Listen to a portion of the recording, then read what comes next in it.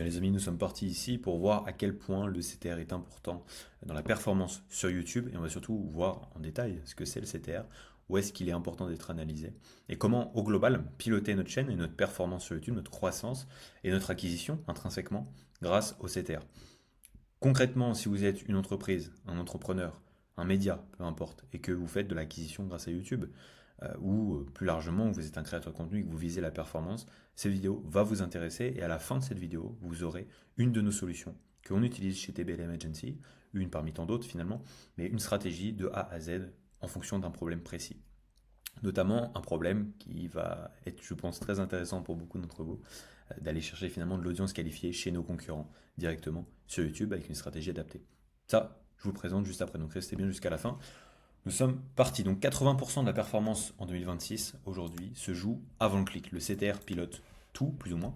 C'est lui que l'algorithme lit en premier. C'est lui qui décide si votre vidéo vit ou meurt. Très important, du coup, cette data. Le CTR, est-ce que c'est un mensonge? Comment piloter sa chaîne par la data en comprenant le CTR? C'est ce qu'on va voir aujourd'hui. Et le but, ça va être d'aller chercher plus de leads, plus de vues avant tout, plus de leads et plus de ventes. On vous a dit, le CTR dépend du sujet. Ta miniature n'est pas assez belle. Améliore ton montage pour améliorer ta performance. Et rien n'a changé, sauf vos coûts de production. Vous avez dépensé 2 000 € dans un monteur, 5 000 € peut-être dans un tournage ultra premium avec des caméras 4K, 8K. Et au final, vous vous en sortez avec une vidéo qui peine à dépasser les 3 000 à 4 000 vues et qui vous apporte aucune opportunité, aucun business derrière. Donc ça, c'est l'erreur que je vois le plus souvent, c'est qu'on se focalise trop sur le contenu avant de se focaliser sur la performance. Et ça, c'est vraiment une erreur qu'il faut arrêter, éviter en tout cas, de faire, surtout quand on cherche derrière de la performance business. Parce que la performance business ne va pas se piloter par du beau contenu, elle va se piloter par la performance YouTube et donc la data, intrinsèquement. Donc vraiment se focaliser dessus et arrêter de se focaliser réellement sur le contenu en lui-même. Globalement, sur YouTube, tout type de contenu peut plus ou moins fonctionner. Ça dépend, bon, de la manière dont vous le construisez, oui, mais surtout de la manière dont vous le packagez et dont vous le mettez en avant. Disclaimer, ce contenu est inédit, il condense des informations que personne ne partage, clairement. Personne ne partage ces informations-là, CTR, d'analyse, etc., stratégie. Certaines des solutions et réflexions présentes dans cette vidéo sont appliquées directement à nos clients. C'est ce que je vous disais tout à l'heure, à la fin on verra une stratégie que nous on applique chez nos clients, dans certains cas de figure évidemment. Ouais, globalement des informations qui vont vous être très utiles. Au sommaire aujourd'hui, pas mal de points, donc 3 parties. La théorie classique, ce que tout le monde sait et pourquoi c'est insuffisant. Définition du CTR, benchmark, initiation, promesse, levier psychologique. Globalement, on va voir ce que c'est le CTR, ce que c'est un bon, un mauvais CTR, a priori de ce que tout le monde vous a dit, de ce que vous savez, et surtout comment on crée un packaging un peu plus performant que ce qu'on vous a appris à faire. Deuxième point, le mensonge du CTR, la segmentation est maître. On va voir ce que c'est le vrai CTR. Source de trafic, CTR par type d'audience, intention de la vidéo, virale, vente, autorité, le paradoxe 4% versus 10%. Et enfin, en troisième partie, on verra comment faire un diagnostic, et surtout une de nos solutions chez nous, chez la méthode GLI, le paradoxe du beau design finalement. Donc on va isoler le problème par source, lire l'évolution dans le temps, le process itératif, GLI focus, et on verra ensemble à la fin le tunnel de suggestion qui est une de nos stratégies phares chez TBLM Agency qu'on applique directement pour nos clients. Juste avant, si vous êtes un entrepreneur, une entreprise ou un média et que vous voulez mettre en place un système performant, Ugly Focus, data driven vraiment, où on va vraiment focaliser sur la data, la performance, prenez un appel de 15 minutes avec nous, avec moi directement d'ailleurs, c'est gratuit, on va pas vous manger, on va voir en détail un petit peu votre situation actuelle. Et puis si on peut vous aider, écoutez, au plaisir, dans tous les cas, vous repartirez avec des insights précis sur votre chaîne YouTube et une direction claire de ce que vous devez mettre en place dès maintenant pour performer à l'avenir. On est parti, restez bien jusqu'à la fin, donc dans un instant vous allez avoir accès directement à une de nos stratégies clients en exclusivité. Ça, je le disais tout à l'heure déjà. On est parti donc dans cette première partie. Définition CTR. Qu'est-ce que c'est le CTR? Eh bien écoutez, taux de clic par impression, beaucoup de monde le savent, le pourcentage de personnes qui ont cliqué sur vos vidéos après les avoir vues passer, donc dans leur fil, dans les suggestions, peu importe. Vous verrez que c'est très important de savoir où est-ce qu'elles ont été vues. La formule pour calculer le CTR, bon, nombre de clics divisé par le nombre d'impressions fois 100.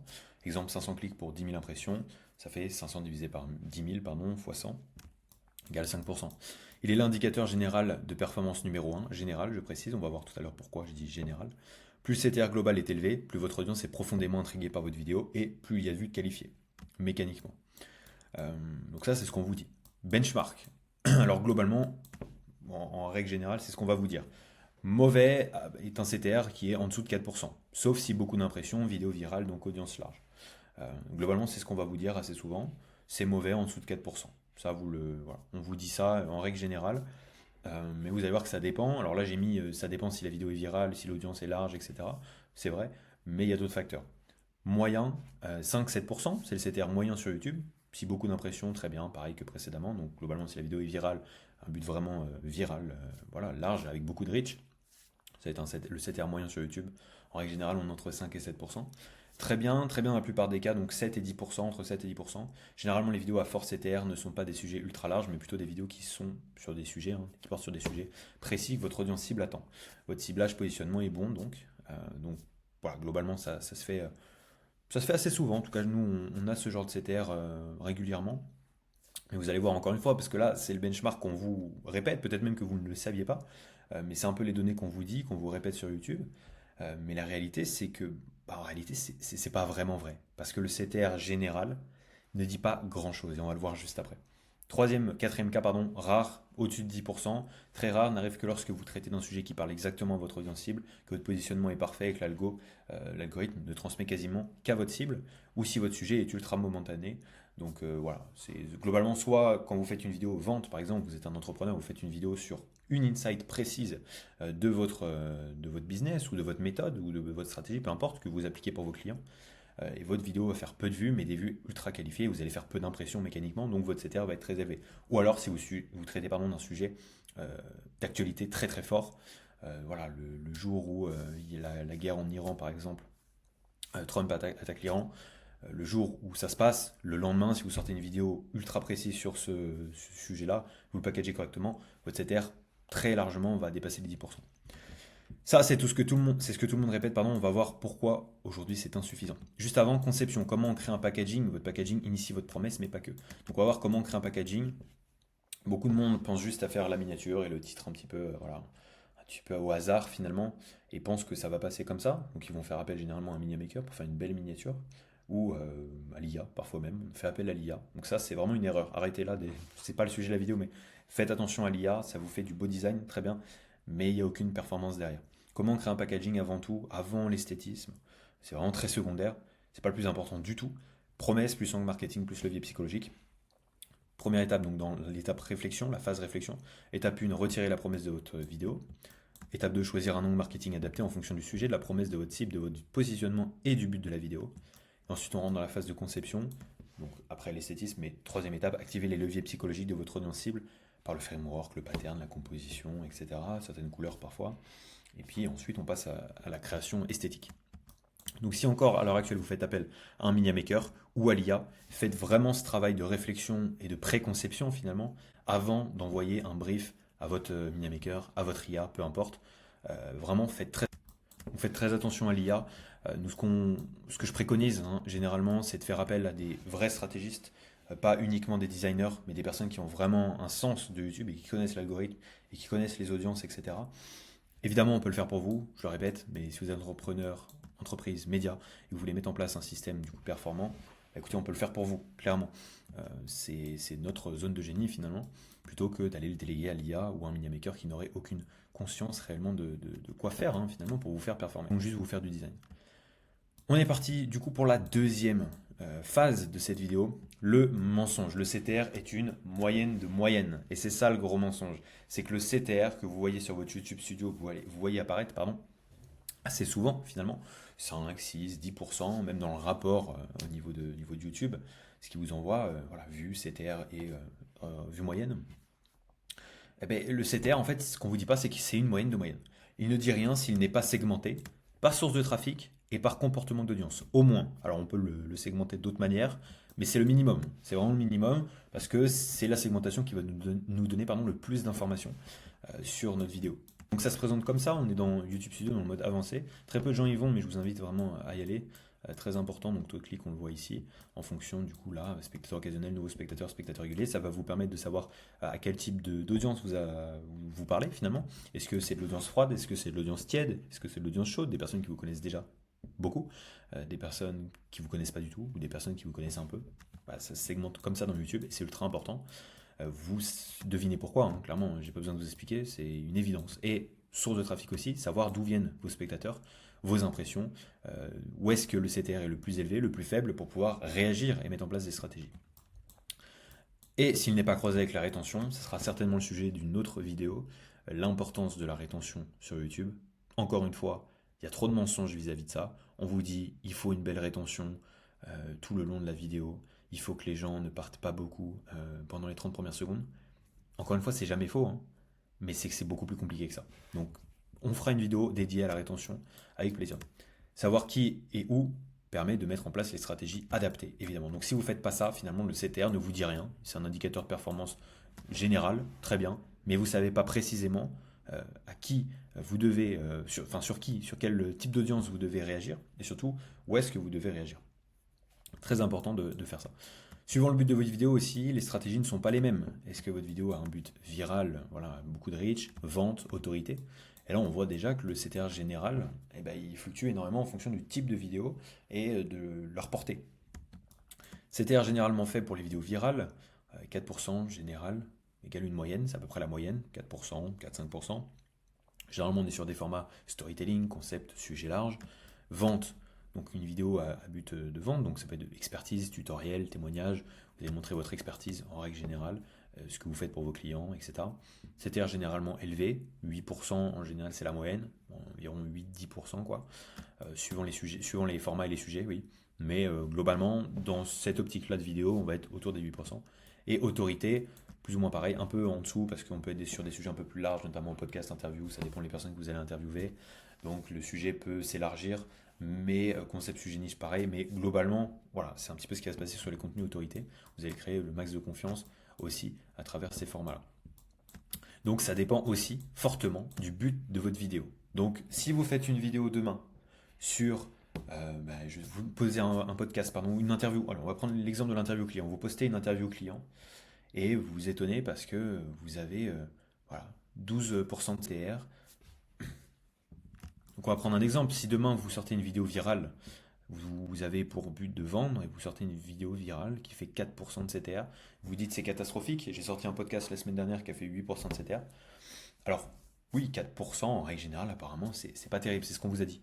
La vérité c'est que pour le sujet que vous avez traité, vis-à-vis du format que vous avez traité, vis-à-vis du but de cette vidéo-là, 4% c'est pas dégueu. Ça va dépendre évidemment de votre nombre d'impressions, de la distribution de YouTube, etc. etc. Mais 4%, c'est pas nul. C'est vraiment pas nul. Donc il faut faire attention à ça. Et de toute façon, je vous mets un exemple derrière. 4% peut être un bon CTR, 10% de CTR peut ne servir à rien. Voilà une vidéo qui semble bien performer en surface. Regardons ce que la data dit vraiment. Donc là, je mets un exemple fictif, mais qui est similaire à une des vidéos qu'on a traitées avec un de nos clients. Exemple vidéo, la véritable histoire financière du PSG. On est sur un format plutôt storytelling et viral, du coup, sujet viral, puisqu'on parle du PSG. Mais on a quand même un positionnement chaîne finance, storytelling. Donc on parle de l'histoire financière, les dessous financiers, globalement. Cette vidéo fait 1 million d'impressions. On a un CTR global qui a 5,2%, donc on fait 52 000 vues. En réalité, c'est pas exact parce que il y a des vues qui viennent d'autre part et qui ne sont pas comptabilisées dans le CTR, lien externe, bref, ce genre de choses. Donc forcément, c'est un peu biaisé, mais globalement, la vidéo va être distribuée auprès des fans de foot, des personnes friandes d'histoire de marque et des personnes regardant des analyses financières. Ce qui fait que mécaniquement, les impressions vont énormément monter, mais donc on va avoir beaucoup de monde qui ne vont pas être qualifiés. Et donc c'est pour ça que le CTR va être faible, puisque beaucoup de monde vont voir leur vidéo passer, mais ne vont pas cliquer parce que le sujet, la manière dont on l'a tourné avec l'angle, l'histoire financière, etc., ils ne vont pas être intéressés par ça en premier lieu, étant donné qu'il va y avoir des fans du PSG.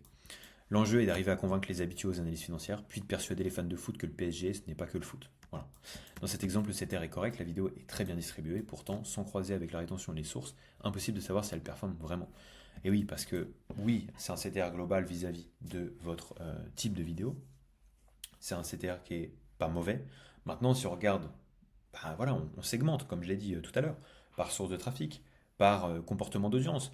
On va se rendre compte plus ou moins si la vidéo a été performante ou pas. Parce que si on a un CTR nul, c'est souvent le cas, il est plus faible dans tous les cas, mais vraiment, vraiment, vraiment bas sur des nouveaux spectateurs et qui est très, très, très élevé sur les spectateurs occasionnels, c'est probablement qu'on a fait une erreur de packaging. Même si le CTR global est bon, on a probablement fait une erreur de packaging, puisque le but de notre vidéo, c'est d'être viral. Donc, quand on cherche de la viralité, on cherche surtout des nouveaux spectateurs. Si on arrive à peu les convertir, c'est qu'on a fait une erreur quelque part.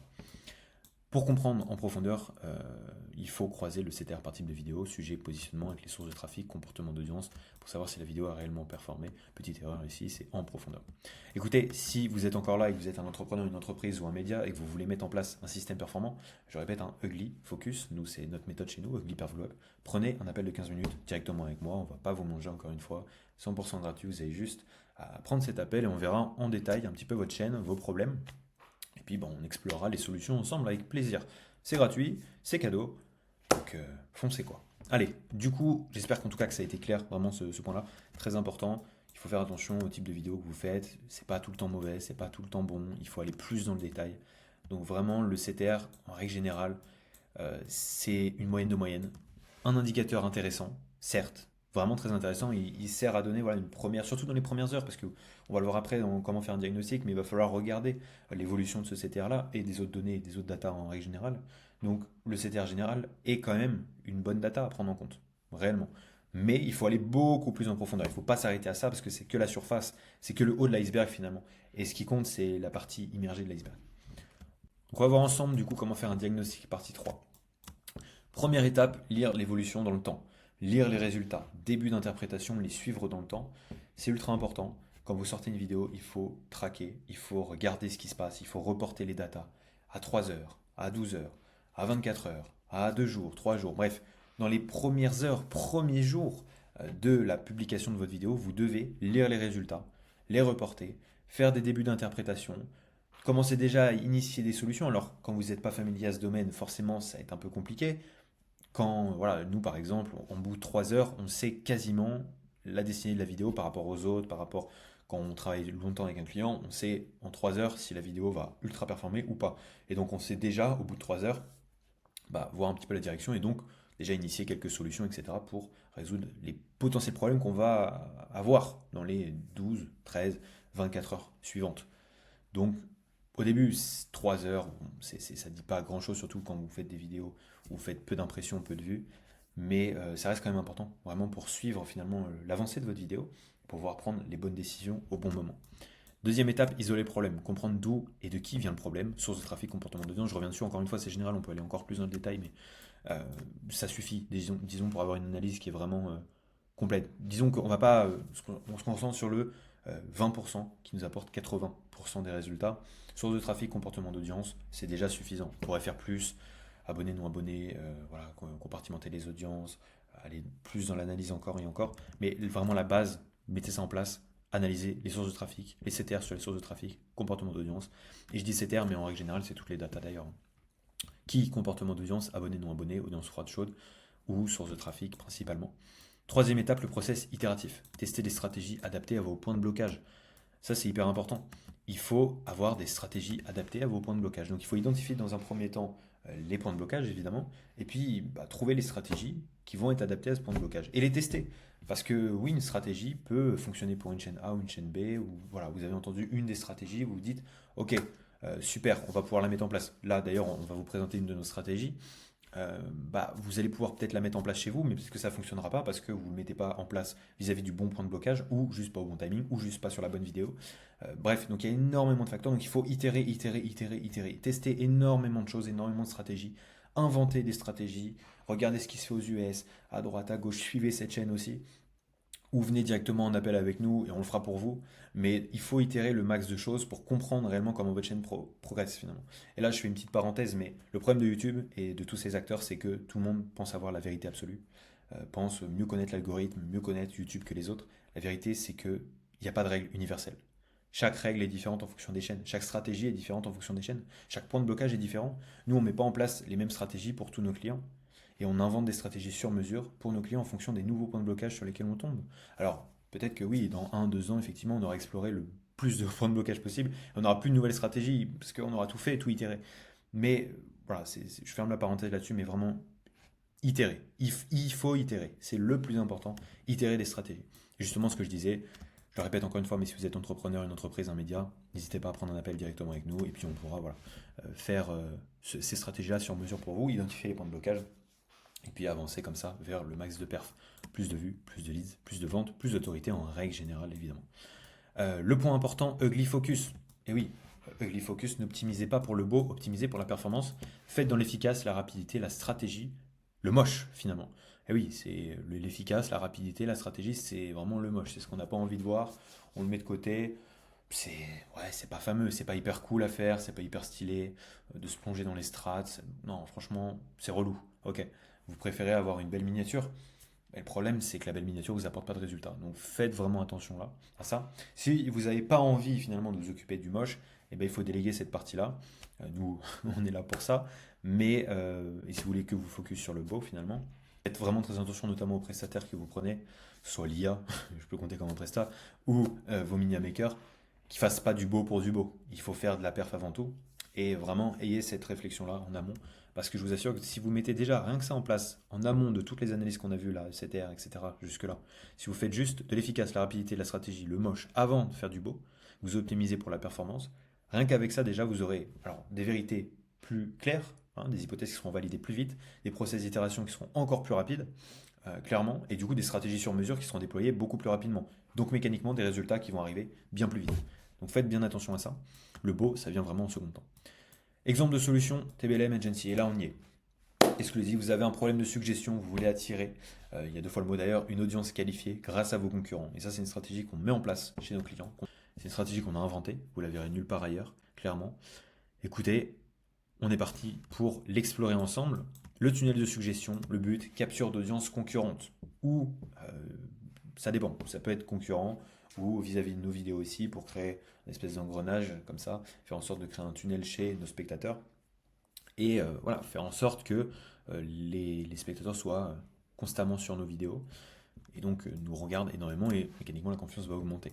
Le but dans tout ça, comment on crée un tunnel de suggestion, c'est simplement de faire en sorte d'apparaître dans les suggestions de nos concurrents ou de nos précédentes vidéos et de cibler l'état psychologique, enfin, les leviers psychologiques et donc l'état en règle générale de réflexion dans laquelle va être le spectateur qu'on veut cibler au moment où il regarde la vidéo. Les suggestions, je rappelle, hein, c'est la partie à droite quand on regarde une vidéo YouTube. Ok, vous avez des parties à droite, vous avez des vidéos qui pop à droite.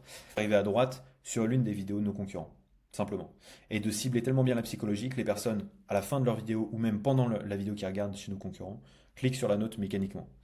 Trois leviers psychologiques, alors on ne va pas tous vous les partager ici. Je vous en partage un déjà que vous pouvez mettre en place. Complétion, insatisfaction, donc ça va être quand finalement la personne qui regarde la vidéo initiale n'est pas satisfait de la vidéo qu'elle regarde chez un de nos concurrents. Et nous, on va venir créer un packaging qui va venir en réponse à ça, qui va venir en réponse à cette insatisfaction. Et donc cette personne-là va cliquer sur notre vidéo pour avoir réellement ce pourquoi elle a cliqué sur la précédente vidéo de base. Vous voyez ce que je veux dire? Packaging activé, petite promesse de clarté absolue. Donc là, c'est vraiment la promesse au centre, au centre, au centre. Il y a d'autres leviers psychologiques, évidemment. Il n'y en a pas que trois d'ailleurs, mais nous, il y en a trois principaux, on va dire. On garde évidemment les deux autres pour nos clients. Étape 2, exécution, packaging tactique. Donc vous allez refaire un packaging, titre, miniature, en contraste visuel délibéré. Les bénéfices stratégiques et KPI que ça va avoir, CTR suggestion en hausse, donc meilleure conversion sur ce canal-là. Conquête de marché, transfert systématique de l'audience concurrente vers notre écosystème. À terme, à force de faire ça, alors, il y a deux points. Premier point, à force de faire ça, forcément, vous allez avoir déjà plus de vues et vous allez peut-être rapatrier finalement des gens de vos concurrents sur vos vidéos à tel point que votre autorité va être supérieure à la leur. Ça, c'est la première chose. Et donc je viens d'ailleurs, autorité perçue apparaître après le leader en col de signal de référence supérieur. Oui, et à terme, peut-être même le dépasser.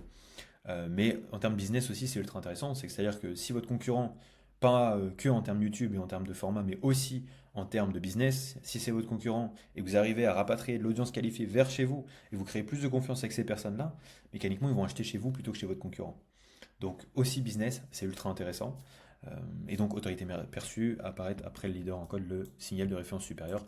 Et oui, être juste après le leader du marché, c'est plutôt pas mal en termes d'autorité perçue, on va pas se mentir.